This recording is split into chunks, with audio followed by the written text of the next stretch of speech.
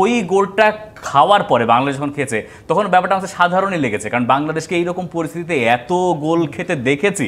মামুনুল ভাইরা তো সেটা সাক্ষী হয়েছে। যখন আমি বাংলা ভাষায় কমেন্ট্রি করছি তার মানে হচ্ছে আমার যারা দেখছেন তারা সবাই বাংলা ভাষাভাষী বা বাংলাদেশি এরকম কিছুই ধরে নিই।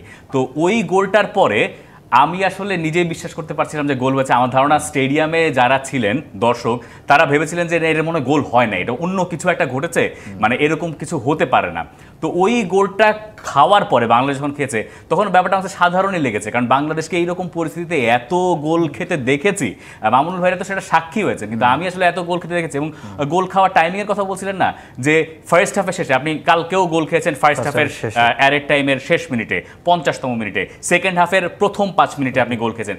গোল খাওয়ার জন্য মানে সবচেয়ে বাজে সময় বলে যদি 4-5টা সময় থাকে তার সবগুলোতে টিক মার্ক দিয়ে আমরা গোল খেয়ে বা মানে এই মোটামুটি এশিয়ান কাপের কোয়ালিফায়ার্স থেকে একরকম ছিটকে গেছে, যেটা আমাদের জন্য একটা মানে বাংলাদেশের জন্য একটা বড় ধরনের সুযোগ ছিল। ওই রকম একটা ব্যাপার তো থাকে যে কমেন্ট্রিতে কি বলবো না বলবো, কিন্তু এটা খুবই শকিং ছিল। পরে গিয়ে আমাকে ওই কথা বলতে হলো যে এভাবেও হারা যায়, মানে আমি নিজেই আসলে বিশ্বাস করতে পারছিলাম না যে এভাবেও হারা যায় বাংলাদেশের পক্ষে।